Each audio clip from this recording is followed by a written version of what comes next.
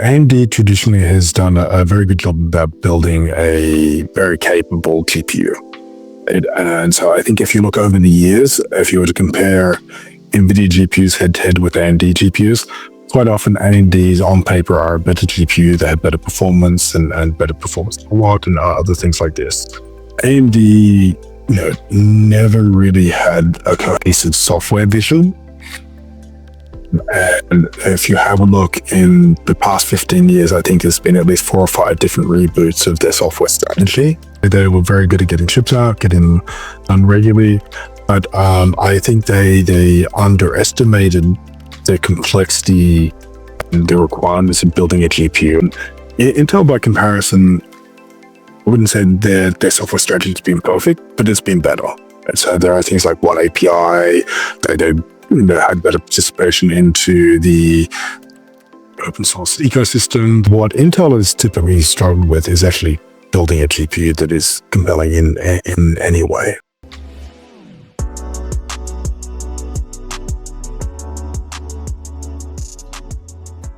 I think for those on the last conversation we had, you were at SambaNova, then you moved to D-Matrix, still in the AI space, still doing, AI chip related work, but somewhat a little bit different. Do you want to explain what you're doing now and how it compares to what you were doing at SambaNova? Yeah, so I think that there's 2 ways to look at that question, right? So one is what are the companies and what are they doing differently?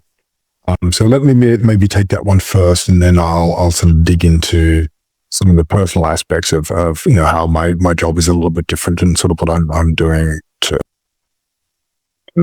So D-Matrix is certainly an earlier stage company, but in terms of what are our aspirations and what we're trying to build, it's similar but different, right? So D-Matrix is very much an inference only solution. Right. So, SambaNova was established, I think it was in 2017.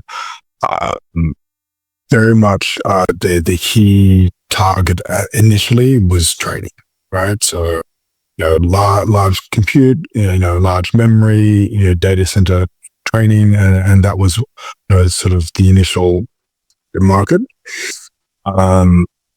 As you also know, right, ChatGPT was launched in November of 22.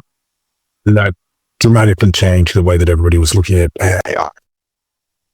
Fortunately for SambaNova, our next generation chip had already come back with HBM memory on the chip. So it was actually a solution that was also good for inference as well as for training.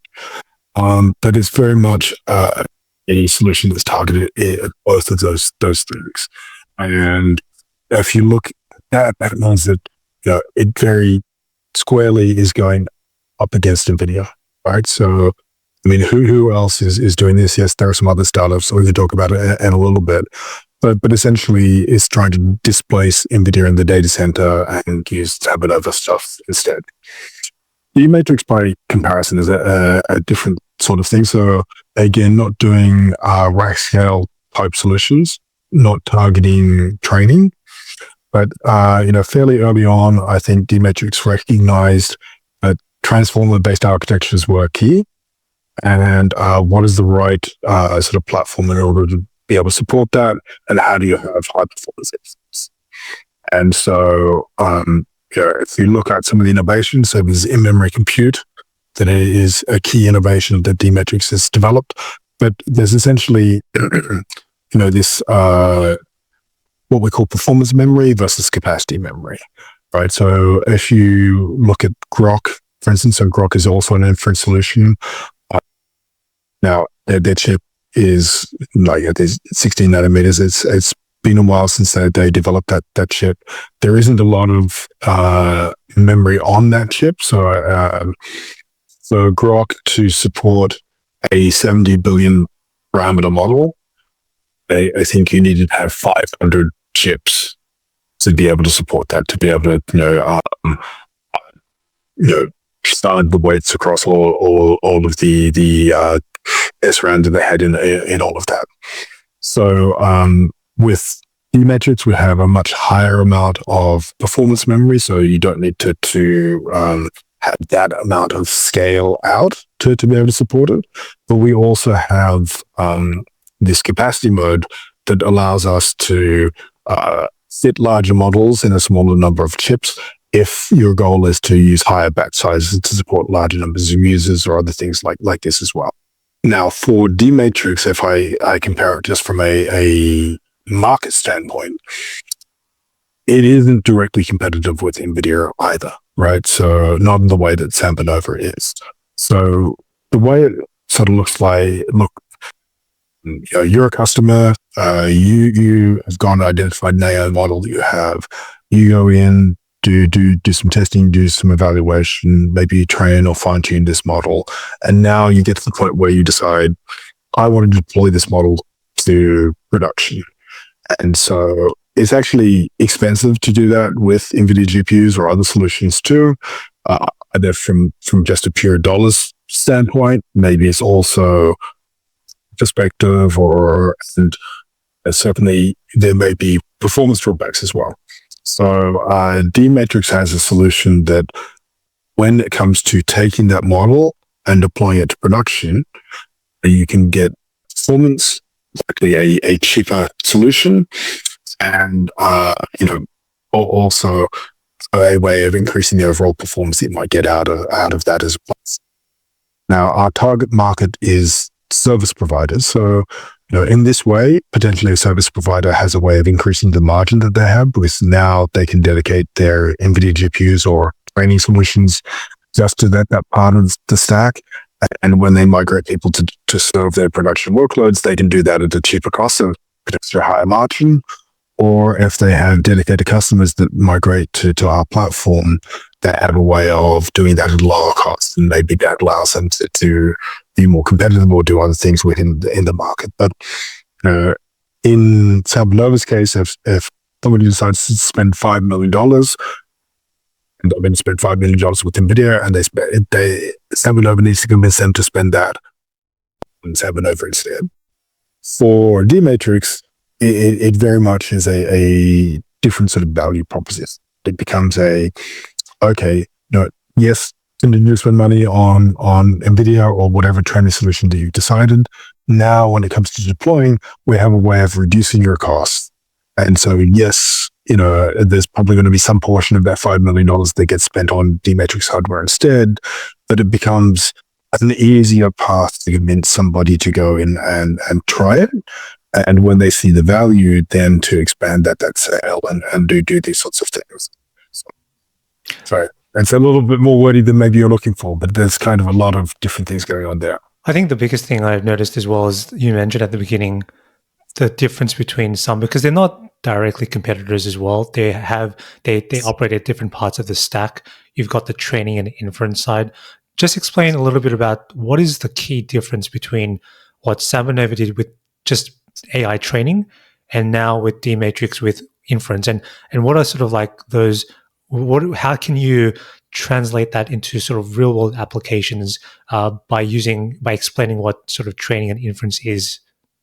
Yeah, well, maybe let me take a little bit of a step back. Right? So in machine learning, you essentially get a model. The training process is, how do you make this effective for a use case that you have? Right. So typically, there's an effort to go out and get a lot of data to sort of be able to go sort of through this process. And like if let's just say you wanted to train a model to write Shakespeare, right? So you'd go and get all the works of Shakespeare, you'd annotate that, you push that through the model, and you kind of have this process of there are a set of weights that are associated with this graph. The training process is looking to adjust these things so that when you actually go in and try it for real, that is more accurate. And so an imperfect example that I kind of give is with a polynomial, you might have a set of coefficients for a times x cubed, b times x squared, c times x plus d. Right. And the training process is trying to figure out what the values of A, B, and C, and D are.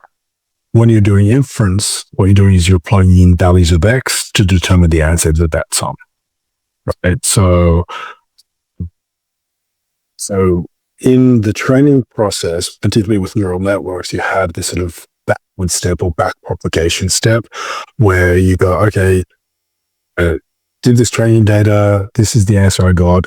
Is it the right answer? Is it the wrong answer? Oh, it's the wrong answer. This is how I might then go adjust the weights to make it more likely that I would get the correct answer the next time.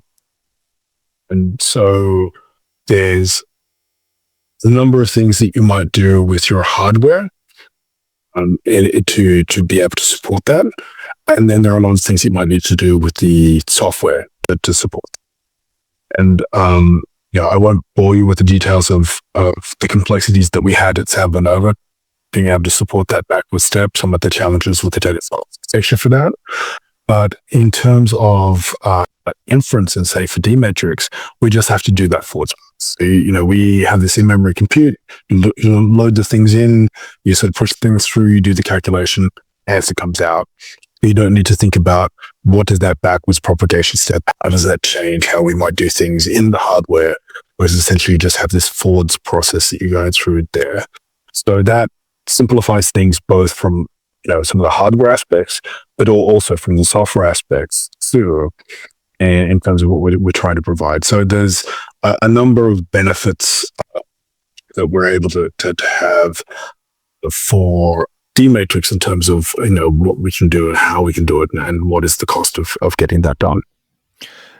Is there in terms of I wouldn't maybe the pressure, but when I wouldn't maybe call it 50-50 split between training and inference, right? Because training is really the notion of getting in and literally training the model with millions of data sets, right? But that's only like a one-time job. Once in a while, there'll probably be some feedback and making sure that you continue to update the data sets to the latest information. But for the most part, a lot of the calls that we make today, whether it be on your phone or on your computer, all the AI applications that we use today are really inference-based, right? They're calling against something that's already been trained. So do you see that there's going to be a significant skew towards inference-based infrastructure in the future where there's going to be more pressure on your infrastructure versus training infrastructure? How does that sort of pan out for you guys?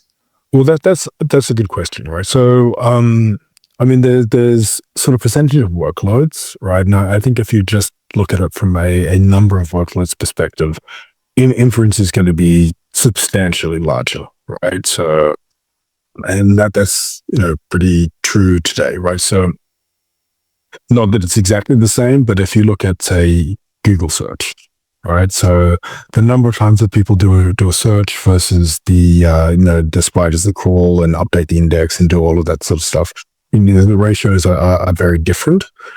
Now, where there's a little bit of nuance there is the computational requirements.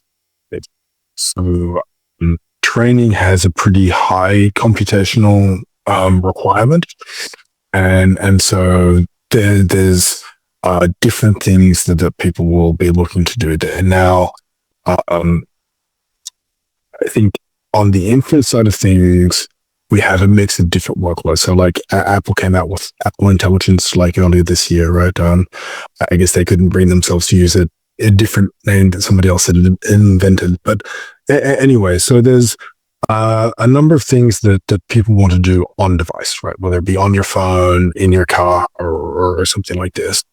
And so there's a lot of edge devices that are, previously been ARM-based. A lot of them are RISC-V now, where they're extending the instruction set to do some of these additional AI things.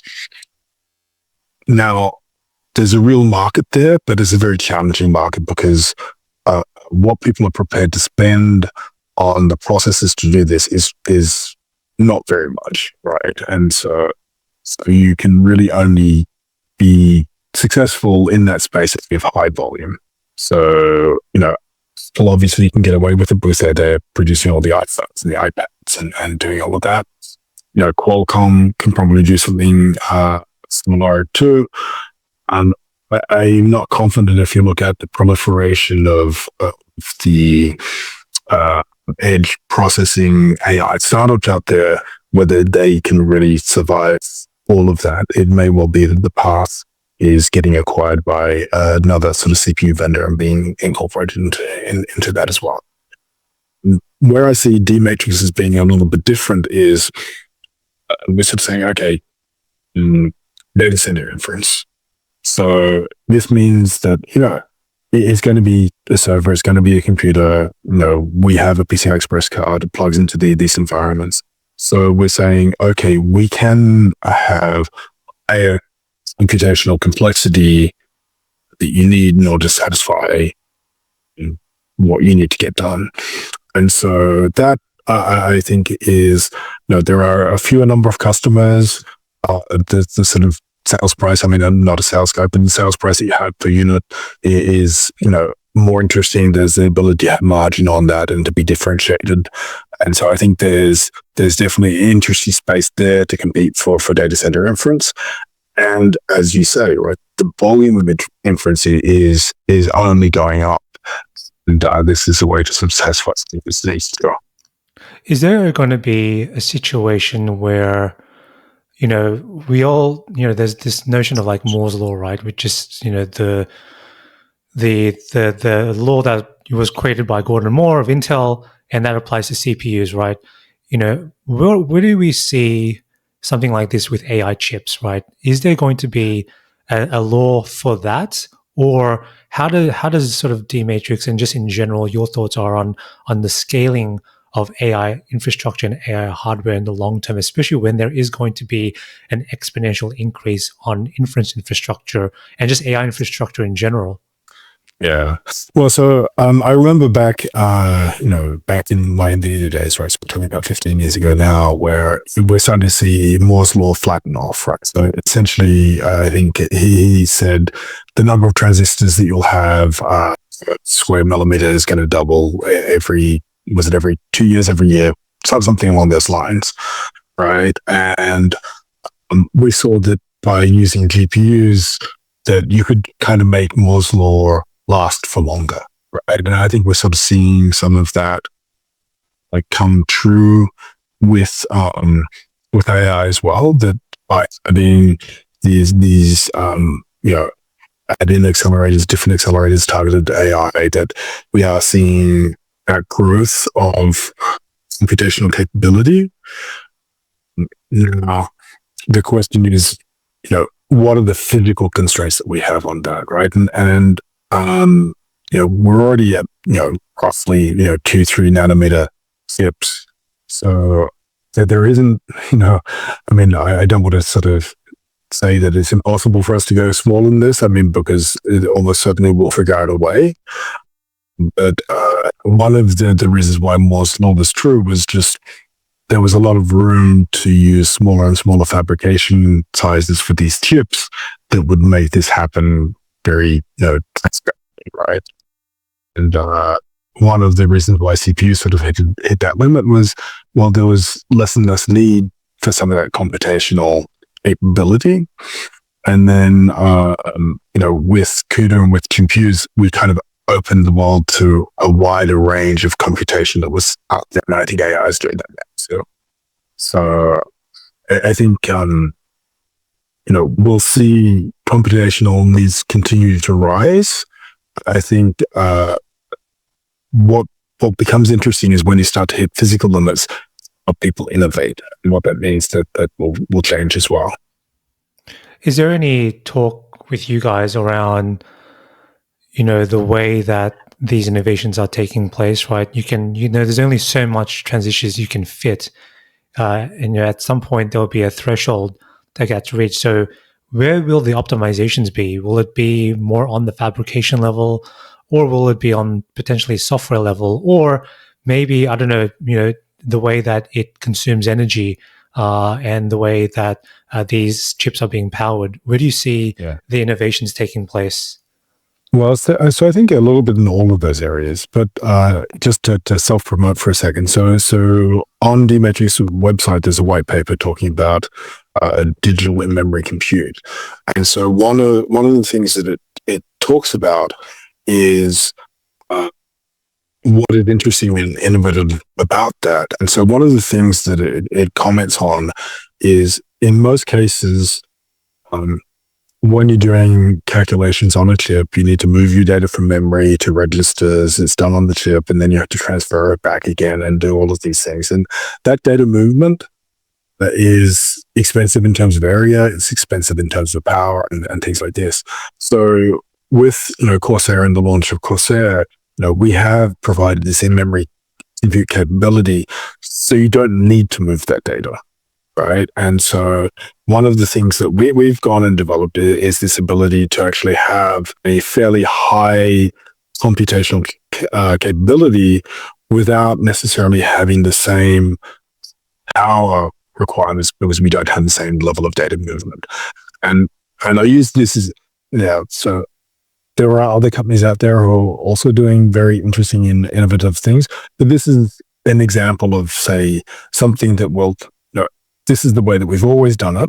Here is a different way of doing things that actually provides substantial benefit, right? Now, there may be ways, again, that the people will innovate and find ways of sticking more transistors in smaller and smaller fabrication sizes. But I think it becomes a question of, okay, well, how do we then be creative within the constraints that we have today? Yeah. I mean, that's something that I've been thinking about for a long time, is that because there are going to be defined physics-based constraints at some point. And, the great thing about what we've seen before is that Moore's law has taken place, but then yet we've been able to then append that with GPUs, now RISC-based device chips as well. And that's always extending out the law even further and further. And I'm really interested to see what that looks like over the long term, but then also figure out, well, how does it compare to all the chips that we're producing today? What does that mean for companies like OpenAI, or Google, their data centers? What are they going to look like? Because I feel like it's going to be, a capture of all of these AI chips, and then figuring out, with Google's TPUs, Nvidia's chips as well, and you guys, what's the limit here? If you take it all the way to the limit, how can is everyone going to reach the same destination at that point? And then really the competitiveness isn't really AI infrastructure anymore. It becomes more of sort of the software level innovations that have placed about making things more smarter. Well, I think that there's a lot of different things that are sort of going on to look at this. Part of the reason why I think data center inference is interesting and valuable, right? And it's not just because I work at D-Matrix, but the power needed to satisfy these demands is pretty high. And at the data center level, there are a lot of unique things that you can kind of do to try and address that a little bit more easily. I mean, and some of that stuff is already happening. I mean, if you look at Google, they go and build data centers in Oregon near waterfalls and things like that, so they try to get cheap power. But I think there needs to be ways of looking at how can things be done differently, right? So I've talked to a number of startups who are looking at, well, there are ways to do workload management, right? So if power is cheaper after 9 p.m., then, is there a way to sort of shift our workloads and take advantage of that? Or, maybe we can use lower power processing during, peak hours where it's more expensive. So maybe it's just doing inference on CPUs that costs us less from a perspective when we do that between, A and time B, and then when it's cheaper, then maybe we can go and do this. Or are there ways to treat this as an optimization problem? So you're a customer, and your budget for solving this particular problem is X number of millions of dollars, and what is the way to get that most efficiently, most quickly? at a few, say, rather than it being X billion dollars, maybe it's, 0.5x. Now, is there a different way that you can have a look at the infrastructure that you use and maybe get a similar result in a similar time frame or whatever, and just to find ways to be creative? So I think on the software side, there's some interesting utilization and optimization problems that can be solved to try and address some of this stuff too. Yeah, and on that note of power generation, I know everyone is talking about nuclear at the moment and saying, okay, well, would that be a more reasonable and cost efficient way? Albeit there's massive controversy around nuclear at the moment, but I think everyone's sort of scrambling. Sounds like that they're trying to figure out, okay, it's going to be really, really expensive to power these things. We can use solar, we can use geothermal or hydro or nuclear.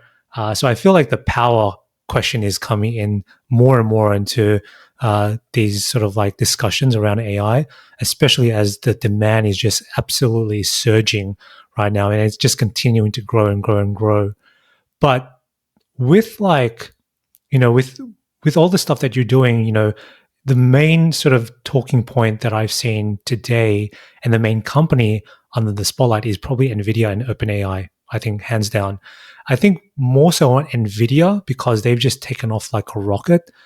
I think not Nvidia, and there's no doubt that Nvidia is dominating. But I feel like they're dominating because they were first to market. They saw things coming when no one else saw things, and they started their story started in gaming and all that stuff, right? And then it sort of made its way into Bitcoin mining and now AI. So there's a lot of stuff that Nvidia have experienced and they can learn from, but it doesn't mean that they can't be competed against with. And I think there is certainly a play for a lot of emerging companies like D-Matrix to participate in that ecosystem.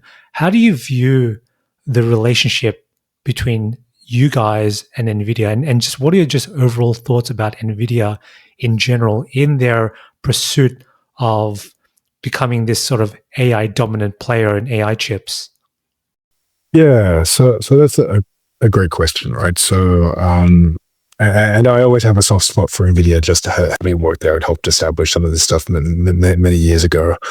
I think that in the past 15 years or so, Ian and a number of the folks at Nvidia have done a great job about just establishing CUDA and the software ecosystem to be there and to be available, right? And so it's become the case that the default in device that people use to do any of this development is Nvidia. And when I was there, we went and established CUDA centers of excellence at universities. People learn how to write CUDA code.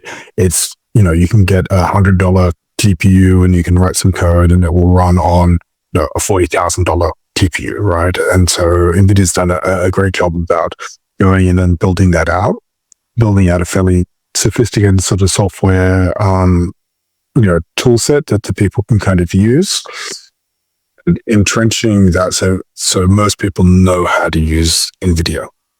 Now, what does that mean for people like us at D-Matrix that are trying to compete with NVIDIA or Sabinova, Cerebras, Grok, Tenstor, all these others? Well, I think the good news is so like NVIDIA has a pretty broad set of offering in I think the generic term is accelerated computing. So, hey, I have this theme. Essentially, it's a math offload engine. What problems can I solve? Really kind of the first target that we had at NVIDIA was HPC. And so we went and actually, I think it was LinPack. We converted LinPack, that was what was used to measure the top supercomputers in the world. And we built out the number one supercomputer in the world at the time. It was back in 2010, something like that.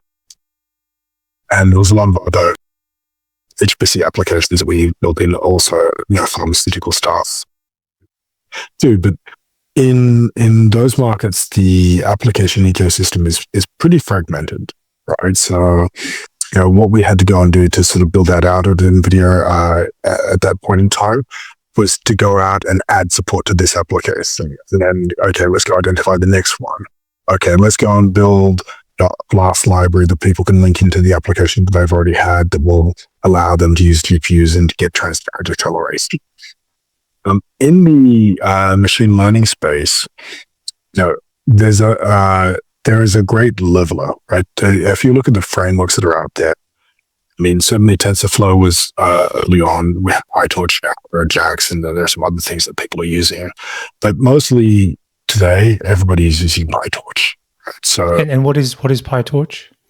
So PyTorch is essentially a machine learning framework that people will go in and create and write a model. Right? So it's a high-level Python toolkit. A lot of machine learning engineers will go in and write the deep neural network in this sort of framework. And this is how they will sort of go and deal with this. Now, in this environment, they are mostly unaware of the accelerator. So they're not writing CUDA code. They're not writing, code for AMD GPUs or anything like this. They're sort of saying, okay, well, this is what my graph looks like. This is what my neural network looks like. This is how I should do calculations. And they use that as a way to create a machine learning model. Now, under the hood, there's a way that PyTorch will integrate and run on accelerators. There's a way to plug in support for NVIDIA GPUs. There's a way for that we have for D-Matrix or Nova or others that sort of sits sort of beneath this sort of PyTorch layer.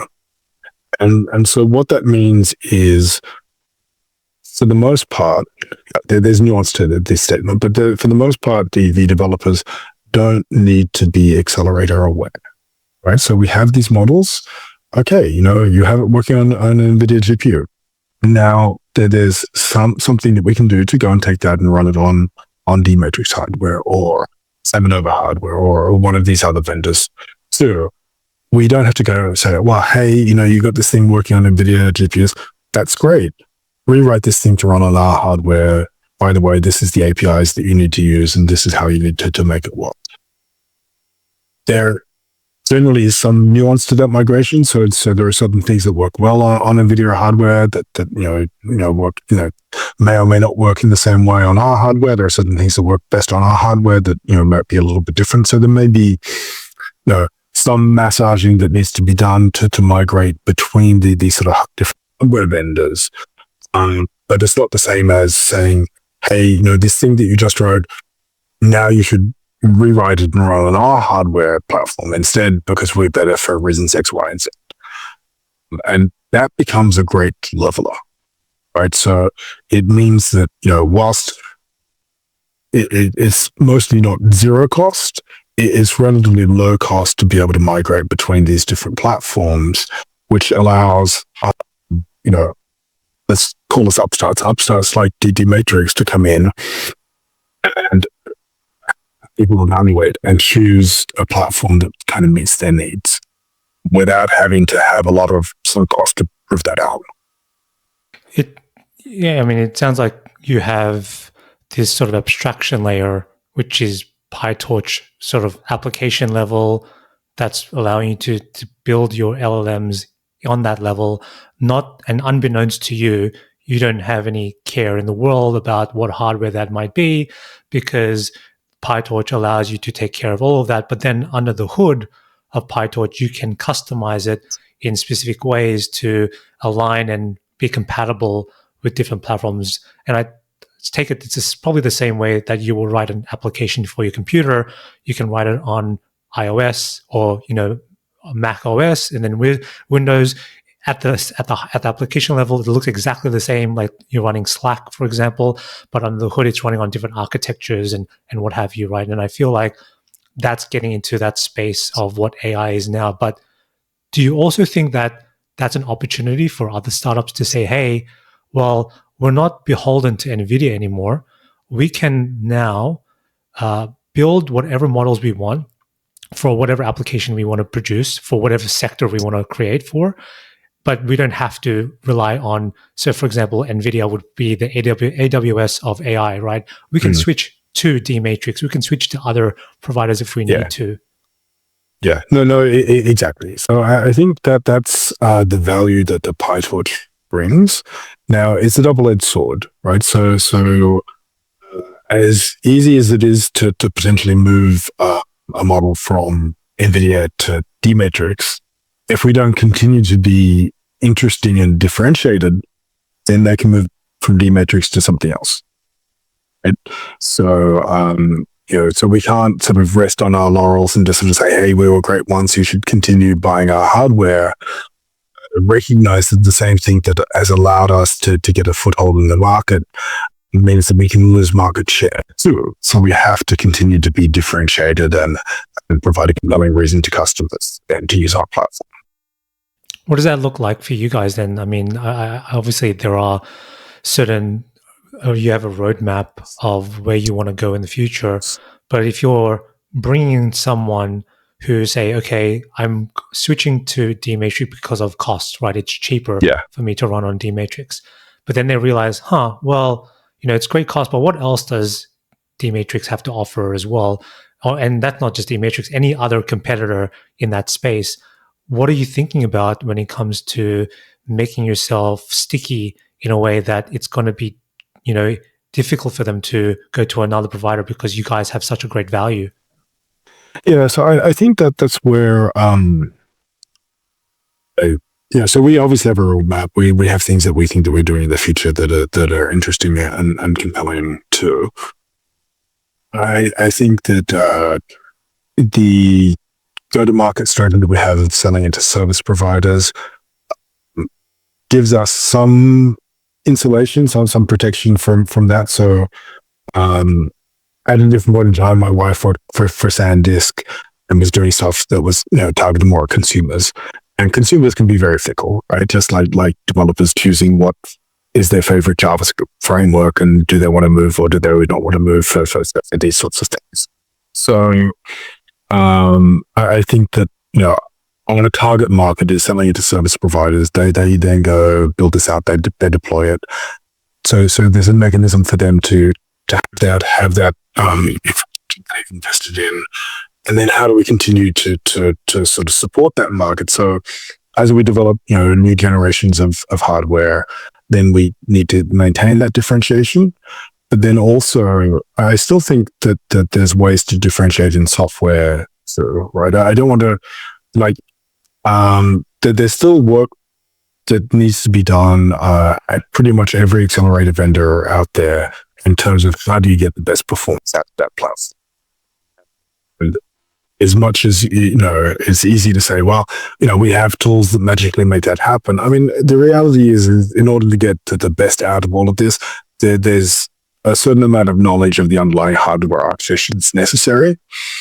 And I think going in maturing the software stack to make it easier for developers to be a little bit more ignorant of that is helpful, right? So I think if you look at all the other accelerator vendors out there, we all have a long way to go there. And this is where, I wouldn't say that NVIDIA is the gold standard. NVIDIA has done a great job about making that easy for developers. I still think there's a lot of room where us and others can be differentiated in this space to make it easy for people. Why do you think that people like companies like Intel or AMD haven't really stepped it up to compete on the same level as you guys with Nvidia? Because I know that Intel, we all know Intel and AMD have been around for a very long time, and they have a lot of IP and expertise in their fields. What has struck you the most about their initiative going into this AI space? Yeah. It's interesting because AMD and Intel almost have the opposite problems to each other. So AMD traditionally has done a very good job about building a very capable GPU.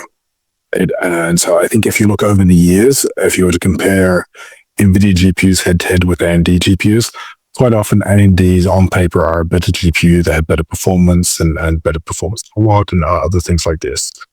But NVIDIA, had a very strong vision of what that should look like. So, I mean, I credit that to Ian Bucks. I mean, Ian came from Stanford to Nvidia. Now his PhD was in this area, and he essentially invented and developed CUDA.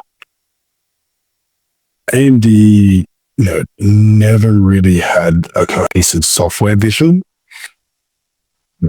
And if you have a look in the past 15 years, I think there's been at least 4 or 5 different reboots of their software strategy. And, so that's been challenging. Now, I mean, some of the things that I think are beneficial for us as D-Matrix with PyTorch are also beneficial for AMD. But the challenge is, since they have a generic GPU, the expectations of them are substantially more. So they need to have a broader set of applications that they support and things like this. I mean, generally my advice around AMD has been find something that they do substantially better than Nvidia, double down on that and use that as a way to sort of build a beachhead and expand. Intel, by comparison, I wouldn't say their software strategy has been perfect, but it's been better. And so there are things like One API. They had better participation into the open source ecosystem. They've had better compilers and things like this. What Intel has typically struggled with is actually building a GPU that is compelling in any way, right? So again, not to bore everybody with history, but like 15 years ago, there was the Larrabee project where they said, okay, we're going to do a GPU. Let's get all these people. Let's go put them in a secret place that is outside the company, and then we'll just go build a GPU. I mean, that they kind of ended up failing building a GPU. It kind of became Knight's Corner, and there was a whole line of things they were doing that were just, computational offload engines that just weren't particularly compelling. More recently, there's been an effort sort of with Arctic Sound and Vecchio. But again, they've not really been sort of successful just,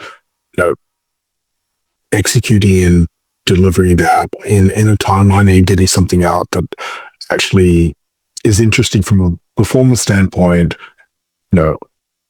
in the same way that Nvidia has, right? So, I mean, certainly Intel's not in a very good place just now, but I mean, 10 years ago, execution was was Intel's thing. They were very good at getting chips out, getting done regularly, but I think they underestimated the complexity and the requirements of building a GPU, and they've never really fully sort of appreciated that, and that's been their struggle. So then what's I don't expect an answer to this, but maybe just your thoughts about how do you solve that problem then? Like, if you're a large company like Intel who have basically infinite amount of resources relative to all the players in the game, and you're struggling on the hardware side and AMD is struggling on the software side, and these are two big behemoths, they're not startups by any means, how can that be an oversight? How can a company or a startup challenge them? Is it something that comes from leadership? Is that they don't have the right vision?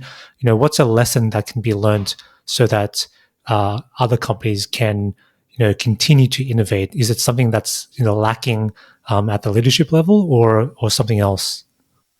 That's sort of a really good question. I'm sure they're asking these questions of themselves too, right? So, sometimes, so if you look at Intel, so they brought Raja Kodri, who was leading the GPU development at AMD in. I think he's since left, but I think it was about 5 years ago, 6 years ago, they brought him in to try and drive that. And that was kind of the ATS and Ponte Vecchio effort. And I think that helped somewhat, right, in terms of just going in and investing in and doing some of these things. I think some of it is also looking at the cultural aspects of these companies operating and what does that achieve. I mean, I'm certainly less familiar with, say, some of the cultural aspects of AMD, so I can't really speak to that. But with Intel, I think they tried to address that with Larrabee by saying, okay, let's just try and do it differently. So you don't have to follow all of the Intel processes and do things in this particular way. And so I think that was likely a step in the right direction.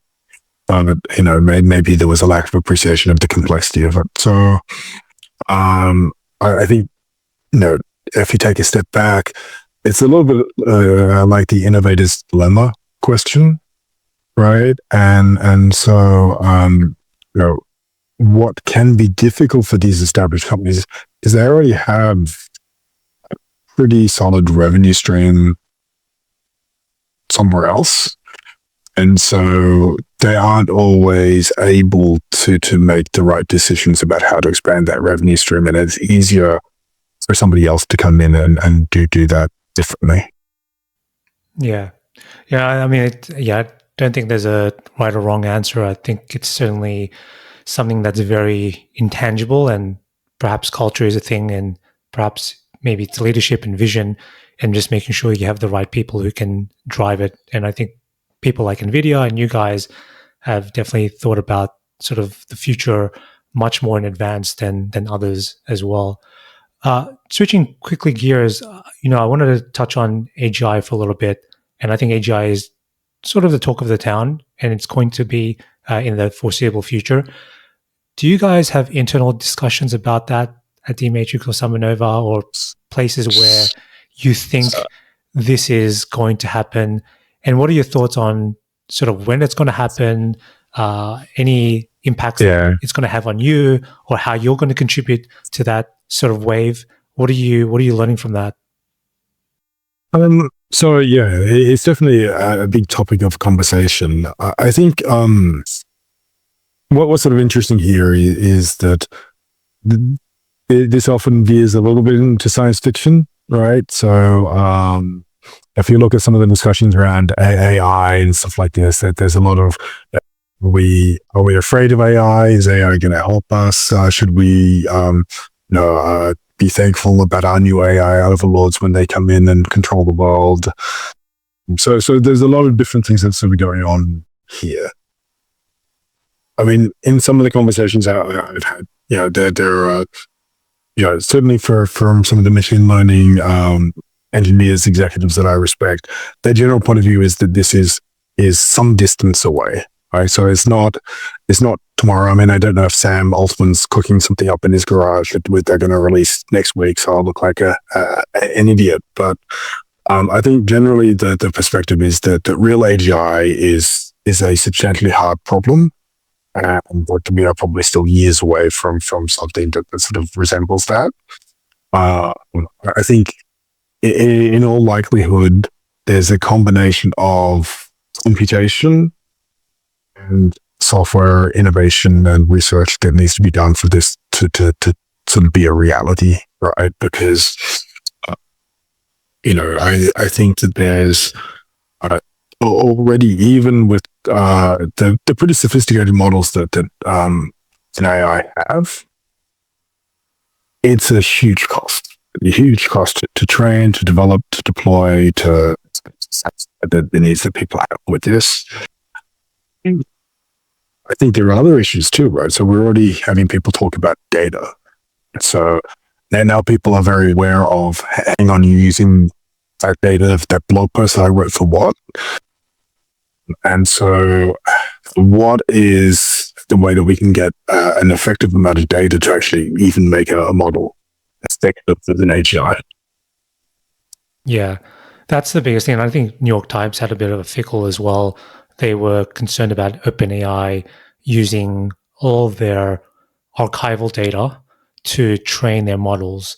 And now I think they're coming up with some sort of like subscription or some sort of payment plan so that you can access the type of data. And Grok, and I'm talking about xGrok, is using tweets and using posts on that as their data source as well, which becomes this sort of like ecosystem that Elon's trying to build as well. What has been sort of some of the biggest discoveries or realizations that you've discovered when working in AI? I know that you've been in the engineering field for a long time, but AI is also a subset of that. But just working in SummerNova, Nvidia back in the day, and now with D-Matrix, what have you discovered about AI that just, interests you, baffles you, maybe something that, not a lot of people know about? That's a good question, right? So I think that, that's just even the real world capabilities, right? I think that, so I joined SambaNova in right, and students came in, and I felt I sort of understood and knew the space relatively well. We were marching towards stuff, and then when ChatGPT sort of came out in November of 22,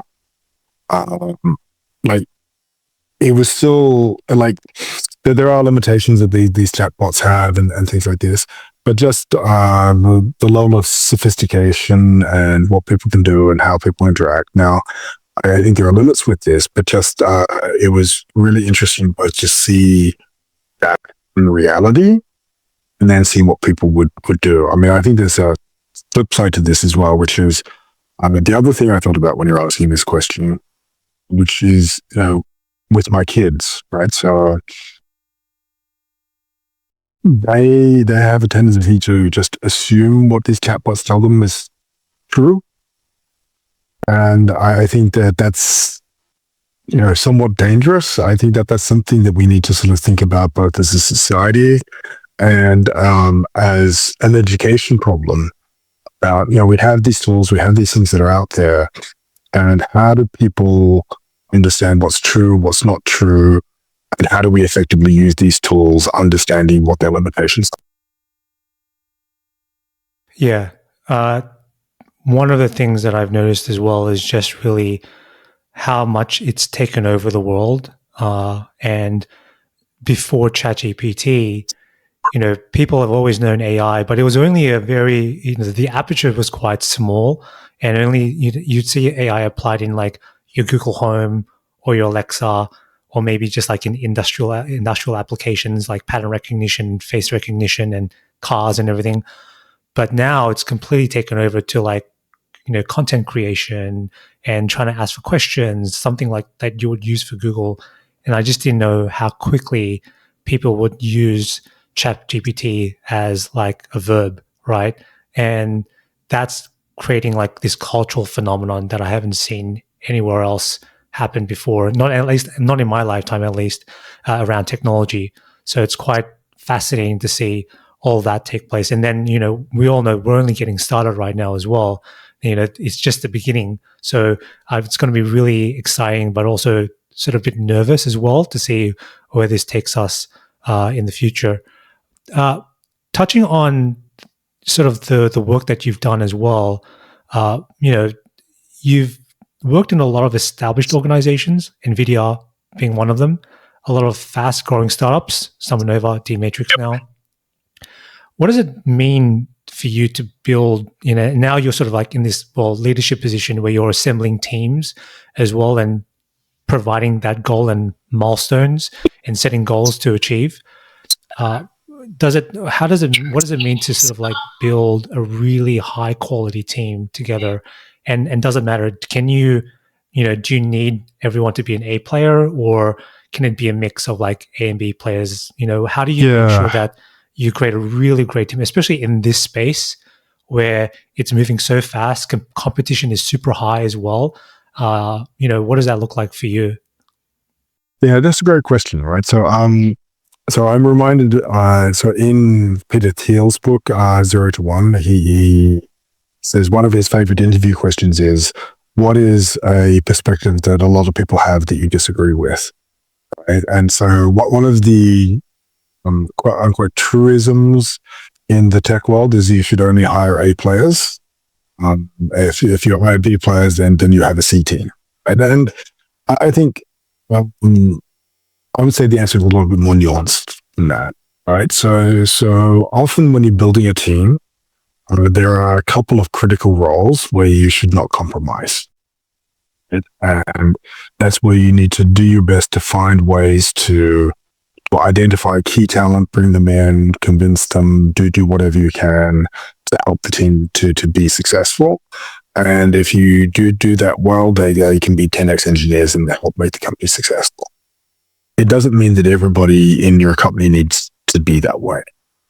Now, I think that, there's ways to sort of set, goals, objectives, targets to get people to be effective. Now, I think that part of the reason why I still say that it's not really sort of practical to do that is if you look at all the large established players, your Googles, your Metas and things, they're spending a lot of money to make sure they have almost all of the A players, right? And so, yes, no, I've done a decent job about convincing people to leave some of these established companies to come and join me in the trenches in a startup. But it's not easy, right? I mean, we don't have the same financial compensation that we can give them if they have families, mortgages, school fees. There are other things that they sort of need to think about. So often, in the startup world, we're competing with each other with who's left. Right? We will successfully pull some key players from some of these established companies, but in order to fill out the teams, we then have to be looking at ways to identify who we can have, how we can move ahead with the understanding that not everybody's going to be an A player. And so some of that is making sure you have the right leaders. You also have some right key individuals in the right places. But what are the things that you have within your product that need to be differentiated and need to have those sorts of things? So, A players by themselves are great, maybe individual contributors, right? They're great at doing the job, but at the same time, there still needs to be that vision to say, okay, here's what we're aiming towards. Here's the North Star, right, of what we want to achieve. This is what the mission of the company is, right? Even though you might have all of these A players in your organization, it's not worth it if there's nothing to drive towards. So how do you drive that vision sort of towards alignment to make sure that everyone's on the same page, everyone's contributing to a higher purpose, a higher cause? Because I think that, going back to the Intel AMD conversation, maybe that's something that they were lacking. Maybe they didn't have that vision, that leadership. So what are some of like the tactical ways you can get people aligned with the mission? Yeah, and so frankly, that I believe is my fundamental job. So the role that I played at D-Matrix at other companies is to drive that alignment. And I think a key part to recognize here is that engineering is a team sport, right? So what are the goals? How are we trying to achieve these things? And a big part of my job is to communicate and explain to people what we're doing, to set clear priorities and objectives, so that when I'm not in the room, that an individual who may be 2 or 3 layers below me in our organization tree can make a good, effective decision that will be drive the right outcome for the company. So some of it is goal planning, right? So like, hey, here are the goals that we have as an organization. This is what we're trying to achieve. This is what we're trying to do. Some of it is execution, right? So how do we surface up all the work that's sort of going on and have a way to decide, are we doing the right work? Some of it's prioritization, right? So how do we allow people to know what all of these things are? But, also coming with communication is like, okay, well, where are these goals? If you as an individual within the organization don't know where to look for where the goals or the priorities are, they may as well not exist, right? So I think, often engineers tend to look at sort of process and structure as being dirty words.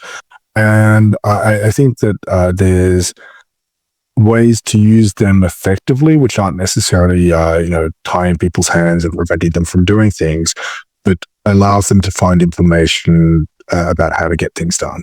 So I was interviewing a candidate, actually it was yesterday morning, and he asked me, well, what do I think about testing? So he'd been working on a particular project. He was looking to add testing, and some of the objections were that testing, adding this testing is going to slow us down. Right? And I said, well, actually, my point of view is that if we do testing right, it should speed things up. Now, because it will help us find issues more quickly. It may mean that the team is braver in terms of if there are more basic changes that we need to make, that we can go and do that and understand if we've broken or not broken things. And so, I mean, this is just an example, but this is a way of like, if we invest in this and we do it right, that it will unlock capabilities within the team. And I think there are other flavors of process and other structure that you can kind of put in place that really help with this, that may superficially look like it's just a pain in the ass for people to deal with. Does that mean that if you have these objections, and I think that these objections are completely normal to have, and I think it would be right to welcome these objections as they come through, because that allows you to get the best feedback from everyone. And when it comes to sort of like driving the needle, moving the needle forward, what do you mean? Like, how do you manage the relationships that you have with your team? Because if it's a big team, and there's like people below you and people you don't really interact with, how do you build a culture within just your team itself that fosters, autonomy, maybe potentially mentorship as well? Does that sort of apply to the things you learned in your previous organizations, and then you brought that over to D-Matrix? Yeah, so I think that's definitely the case. Right? So one of the things that I tend to think about here is Google did this study a while back called Project Aristotle. So they're looking at what are the things that they have in common with the highly productive teams they have versus ones that are not highly productive within Google. And they kind of came back and sort of said, well, psychological safety is the number one indication of whether a team is going to be highly productive or not. And there are other things too, but I mean, what does that mean? It means that people feel comfortable raising issues. They, don't feel like if they say something that's stupid, that they're going to be beaten up for that, or that they're going to feel inferior for saying that. And so just being able to have conversations around these sorts of things. So, right. So, I saying I have, for many years within teams that I've been responsible for is, I'm not interested in being right. I'm interested in making sure we do the right thing. And so the key aspect here is that we don't tie our personal worth to the ideas that we're proposing. We should be tying our personal worth to the success that we have to get the system. That's not always the case. I mean, often engineers will value being right more than almost anything else. And so that can be very, very unproductive. So I try to encourage teams to be comfortable, sort of raising objections. But, at some point we need to get in the trenches and just get the work done. But, we need to be comfortable. So just saying, hey, hang on, does the emperor really have no clothes? Or not? No, I think that's sage advice, especially as engineers. We tend to have a pretty big ego and always wanting to be right as well. So I think as you get older and wiser, you're not always the correct person in the room, but also you get to learn from others who share different insights and experiences as well. Peter, thank you so much. That was great. I think we went through a whole bunch of topics today, everything from AI to sort of like, mentorship, and couldn't thank you enough. So really appreciate your insights, and hopefully everyone will get some use out of it. All right. Thanks, Barry. All right. Thanks, Peter.